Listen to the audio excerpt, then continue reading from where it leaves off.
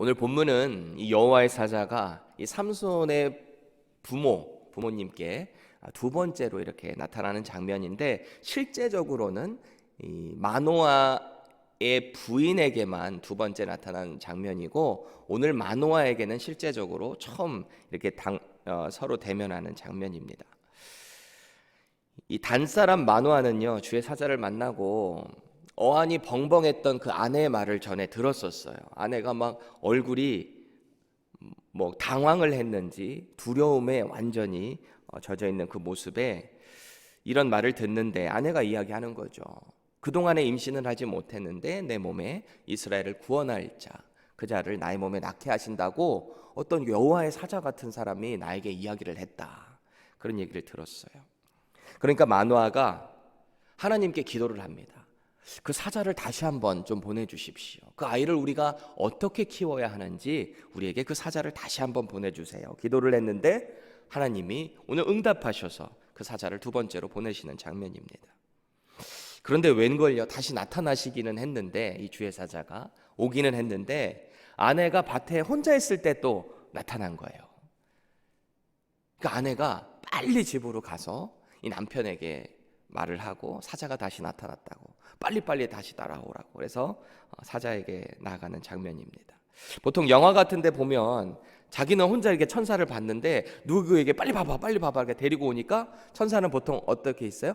없어지잖아요. 혼자 바보 되기 마련인데, 오늘은 천사가 기다리고 있어요. 이 주의 사자가 인내심이 참 좋은 것 같아요. 이 마노아가 올 때까지 기다리고 있습니다. 어찌나 반갑고 좋았던지 이 마노아가요, 여호와의 사자를 위한 염소 새끼 하나를 좀 준비해서 다시 제가 갔다 오면 안 되겠습니까? 이렇게 말을 해요. 그러니까 여호와의 사자가 아니다, 나는 네가 음식을 준비해도 그걸 먹지 않을 것이다, 이렇게 말을 하는 장면입니다. 아마도 마노아는 생각하기를 이 여호와의 사자가 그냥 귀한 손님 정도로 생각을 했던 것 같아요. 그러니까 주의 사자가 음식을 거부하고 그것을 하나님께 제물로 드릴 것을 권면하고 있습니다. 여기서 우리가 주목해야 될 부분이 있는데 16절 하반절 보세요. 그가 여호와의 사자인 줄을 마노아가 알지 못함이었더라 그래요. 분명 그의 아내가 처음에 주의 사자 만났다라고 이야기할 때 무서워하면서 그가 하나님의 사자와 같았다라는 말을 했었거든요. 사사기 13장 6절 보세요.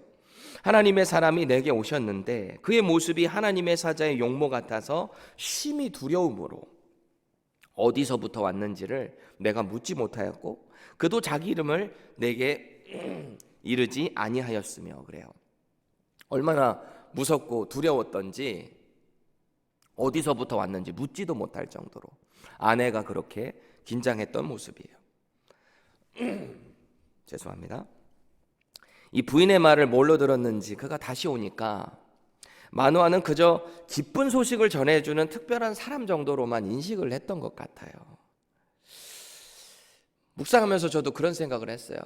우리가 말로는 예수님이 십자가에서 죽으신 우리의 구원자라고 생각하지만 때때로 우리가 인생을 살아가면서 그 예수님의 존재는 그냥 나에게 어떤 기쁜 소식을 주는 존재, 그냥 나의 필요한 기도를 들어주시는 존재, 그냥 그 정도로 인식하고 있지는 않은지 한번 생각해 볼 필요가 있어요. 그때 마노아는 대뜸 주의 사자의 이름을 물어보고 있습니다. 왜일까요?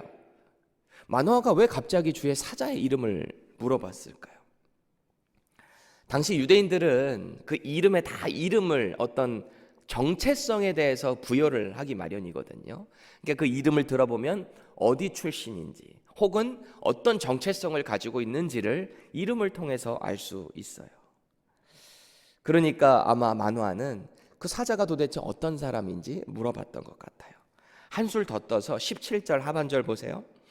당신의 말씀이 이루어질 때까지 우리가 당신을 존귀히 여기리이다 하니, 이렇게 말을 하고 있어요. 뭔가 약간 느낌이 확실한 믿음 가운데 하나님의 사자라고 보기보다는 좀 약간 못 믿어오니까 그 약속이 이루어질 때까지 내가 당신을 존귀하게 여기겠습니다 라고 말하는 것 같지 않아요? 우리 주변에도 꼭 이런 분들이 있죠. 내가 아직은 믿음이 없지만 내가 원하는 이거를 좀 들어주신다면 내가 그 하나님을 믿겠습니다. 이러는 분 있죠. 오늘 참 이 눈치 없어 보이는 이 마노아에게 주의 사자가 이렇게 말을 합니다. 18절 보세요. 내 이름은 기묘자라. 이름을 물어보는 이 마노아의 질문에 내 이름은 기묘자라, 이렇게 답변을 하고 있어요.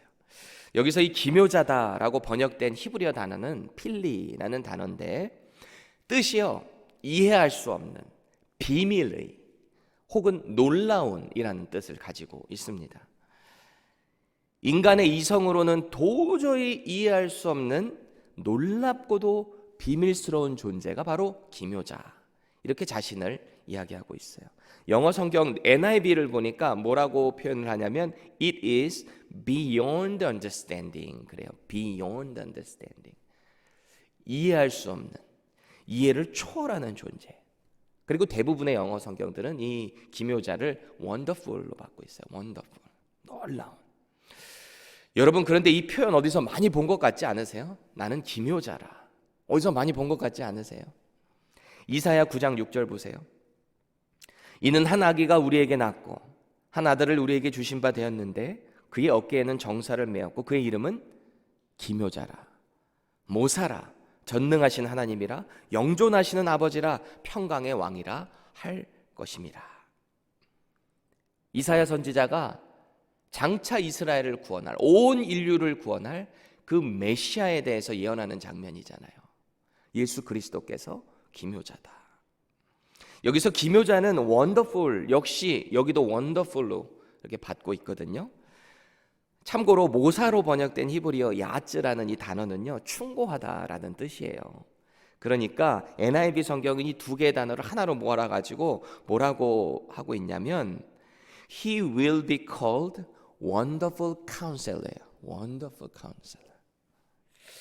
그래서 많은 신학자들은 오늘 이 본문에 나오는 여호와의 사자가 하나님 제2격인 성자 예수님이 아니었는가, 그렇게 보고 있는 거죠. 이 개념을 가지고 16절 말씀을 다시 보시면 번제를 준비하려거든 마땅히 여호와께 드릴지니라, 이렇게 말을 하고 있어요. 하나님과 동등하신 분이시지만 철저히 이 땅 사역 가운데서 스스로를 낮추시고 그 성부 아버지 하나님께 철저히 순종하셨던 예수님의 모습 같지 않으신가요? 제사는 마땅히 여호와께만 돌려라. 오늘 주의 사자가 그렇게 말을 하고 있어요. 아무튼 오늘 마노아는 여전히 무슨 상황인지도 몰라요. 그냥 분위기에 압도된 것 같아요. 그리고서 대뜸 이 사자에게 말을 하고 순종을 해서 번제물과 소제물을 가져옵니다. 그런데 생각해 보세요. 이 번제물과 소제물을 또 다시 집에 가서 가져왔을 거 아니에요? 그 시간이 금방 가져왔겠어요? 짜잔 하고 가져온 건 아닐 거 아니에요. 또 시간이 어느 정도 흘렀겠죠. 번제 드릴 수 있을 만한 흠없는 것 선별해야 됐을 거고, 또 소제로 드릴 곡식물들도 잘 선별해서 가져와야 됐을 거 아니에요. 시간이 조금 걸렸을 수도 있겠죠. 그럼에도 불구하고 또 여호와의 사자는 여전히 인내심을 가지고 기다립니다. 여전히 죄 가운데 허우적거리는 인간을 바라보시는, 하나님 우편에서 우리를 바라보시는 좀 예수님의 모습 같지 않은가라는 마음이 들었어요.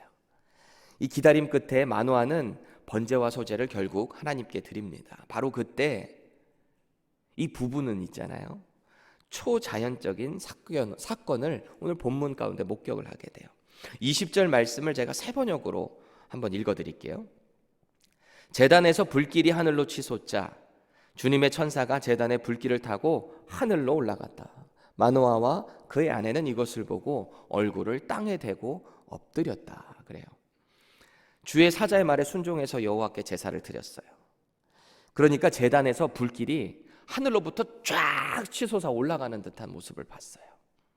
그런데 더 기절초풍할 사건은요, 그 불길과 함께 이 여호와의 사자가 하늘로 쫙 승천을 해서 사라져 버린 거예요. 그거를 목격한 이 부부가 이 땅에다가 얼굴을 대고 엎드릴 수밖에 없는 이 압도적인 사건이 진행이 된 거죠. 문득 이런 생각 들었어요. 이 부부는 땅에 얼굴을 대고 무슨 생각을 했을까? 생각이나 할 수는 있었을까? 너무 압도돼서 그냥 엎드릴 수밖에 없었던 그 상황 가운데 말이죠. 마노아의 입장을 한번 생각을 해보니까 이 뒤에 나오는 문맥을 볼 때 아이고 나 죽었구나. 괜히 이름 물어봤나. 이분 보통 분 아니었던 것 같은데 내가 혹시 너무 무례하게 군 건 아닐까? 뭐 별 생각들이 막 머리에 이렇게 다가왔을지도 모르겠어요. 시간이 이제 조금 흘러갑니다. 근데 여호와의 사자가 다시 이들에게 나타나지 않는 거예요.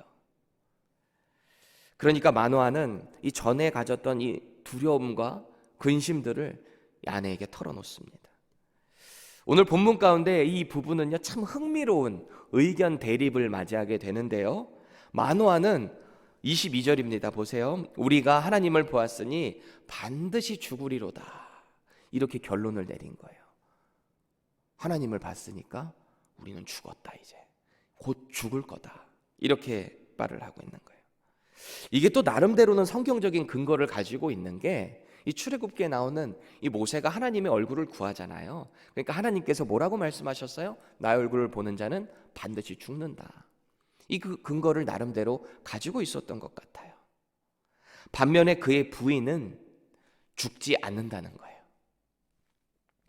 히브리어 원문에는 오늘 본문 23절 맨 앞에 이 키라는 이 단어가 있어요. 그러나 혹은 뭐 왜냐하면 여러 가지 뜻으로 번역될 수 있는 단어인데 당신은 그렇게 얘기했지만 그러나 나는 그렇게 생각하지 않습니다 이거예요. 우리는 죽지 않습니다 라는 거예요. 그런데 막연하게 그냥 안 죽는 게 아니라 23절 말씀을 다시 보시면 확실한 근거를 가지고 말하는 거예요. 첫 번째 어떤 근거냐? 하나님께서 우리의 번제와 소제를 받으셨다는 겁니다. 이 모세의 두 아들, 첫째 아들, 둘째 아들 나답과 아비후가 이 제사에 불 잘못 올렸다가 거기서 즉사해버리잖아요. 이 마노아의 부인도 나름대로 근거를 가지고 얘기하고 있는 거예요. 제사 가운데 죽지 않았다. 우리는 그 가운데 죽지 않았기 때문에 우리는 앞으로도 죽지 않을 거다라는 거죠. 두 번째 근거는 만약 하나님이 우리를 죽이실 거였다면은 우리에게 사자를 통한 이적도 보여주시지 않았을 거고 말씀도 주지 않았다라는 것입니다.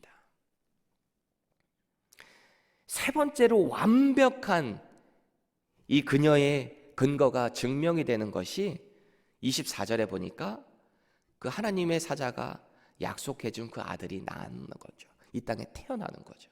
삼손이 태어나는 거죠. 만약 주의 사자가 자기들을 죽일 거였다면 뭐 한다고 자기의 몸에 그 이스라엘을 구원할 사자가 난다라고 이야기를 했겠어요. 죽을 거면 나지 못할 텐데 말이죠. 그렇기 때문에 우리는 죽지 않는다라는 거죠. 여러분, 죽지 않는다라고 말하는 그녀의 믿음은 하나님의 사자가 계시한 대로 이스라엘의 정말 스타 사사, 가장 유명한 사사 중에 한 명인 이 사사를 출산하게 되는데 24절 다시 보세요. 그 여인이 아들을 낳음에 그의 이름을 삼손이라 하니라. 그 아이가 자라매 여호와께서 그에게 복을 주시더니. 그녀의 믿음대로 태에서부터 하나님께 바쳐졌던 나실인 삼손을 출산할 때까지 이들은 죽지 않아요. 물론 그녀가 언제 어떻게 죽었다, 그 이후에 어떻게 살았다라는 정확한 자세한 이야기는 이 여인에 대한 이야기는 성경에서 이야기하고 있지 않지만 확실한 것은 최소한 이스라엘의 구원자인 삼손을 낳기까지 그녀는 안전했다라는 사실입니다. 또 하나님께서는 약속대로 그녀의 아들인 삼손을 이 마하네단이라는 아마 단 성읍 그 근처에 어디였지 않았을까? 거기서부터 시작해서 하나님의 구원 사역을 이뤄 나가십니다. 왜 우리도 어떤 어려움에 만나게 될 때 이 두 가지 반응을 보이는 분들이 있잖아요. 어떤 사람은 너무 어렵고 힘들어서 고난이 있어서 나 죽었다, 나 완전 망했다, 이렇게 비관적인 얘기를 많이 하시는 분들이 있죠. 반면에 아니야, 절대 죽지 않아, 나는 망하지 않아, 죽으란 법 없잖아, 다시 한번 일어나는 거야, 이런 분들도 있죠. 긍정적으로 하시는 분들. 여러분은 어떤 부류에 속하시는 것 같으세요? 어떤 어려움, 정말 어려운 환난에 닥쳤을 때 어떤 부류에 속하시나요? 유대인의 이름에는 그들만의 정체성이 들어있다라고 했죠. 또 하나님을 향한 어떤 기도의 소원 제목들이 이 이름에 들어 있습니다. 아이러니컬한 것은 오늘 이 마노아의 이름의 뜻이 휴식, 안식이라는 뜻이에요. 그런데 하나님을 봤으니까 이제 죽었다라고 비관하는 그의 모습에는 이런 안식과 휴식의 모습은 없는 것 같아요.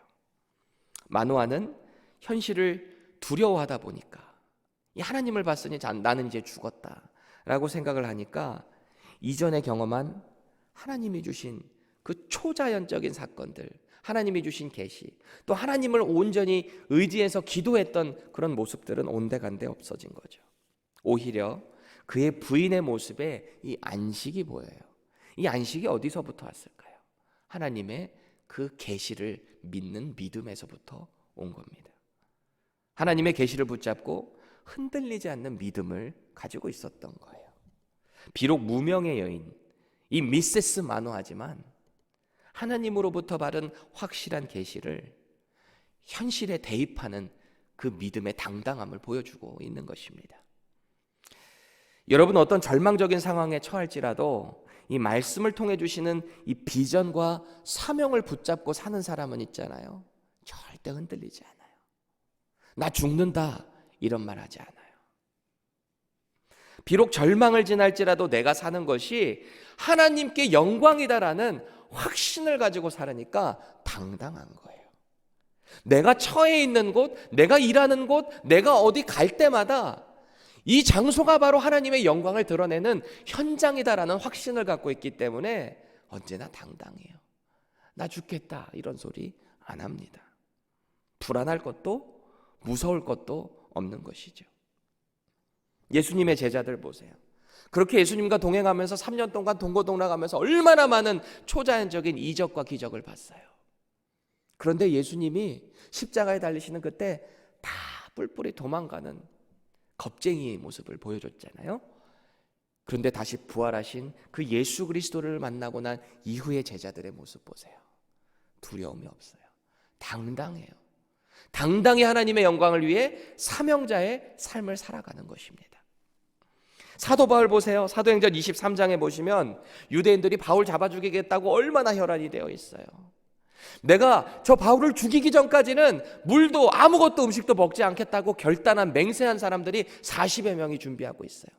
그런데 사도 바울은 당당해요. 왜일까요? 사도행전 23장 11절 보세요. 그날 밤에 주께서 바울 곁에 서서 이르시되 담대하라. 내가 예루살렘에서 나의 일을 증언한 것 같이 로마에서도 증언하여야 하리라. 자기의 사명을 확실히 갖고 있는 거예요. 내가 죽을 자리가 어딘지를 확실히 알고 있으니까 당연히 그 전에는 당당한 거죠. 오늘 저와 여러분들의 믿음은 마노아인가요? 아니면 미세스 마노아인가요? 어떤 상황 가운데 하나님의 약속 붙잡고 복음의 사명자로 당당하게 살아가는 저와 여러분들 되시기를 축복드립니다. 우리가 어떤 상황을 만나든지 당당할 수 있는 이유는 오늘도 예수님께서 우리와 함께 하시고 우리가 걸어가는 모든 자리 가운데 예수님께서 그 주신 사명 가지고 우리는 오늘도 살아가게 되는 것입니다. 기도하겠습니다. 하나님, 오늘 주의 사자를 보고 하나님을 봤다고 죽겠다라고 얘기하는 이 마노아의 모습 가운데 우리의 모습은 없는지 다시 한번 생각하게 하시니 감사합니다. 말씀 가운데 우리와 영원히 함께 하시겠다라고 그 말씀 주신 예수 그리스도를 붙잡고 오늘도 사명자의 삶으로 살아가는 우리 모두 되게 하여 주시옵소서. 예수님의 이름으로 기도합니다. 아멘.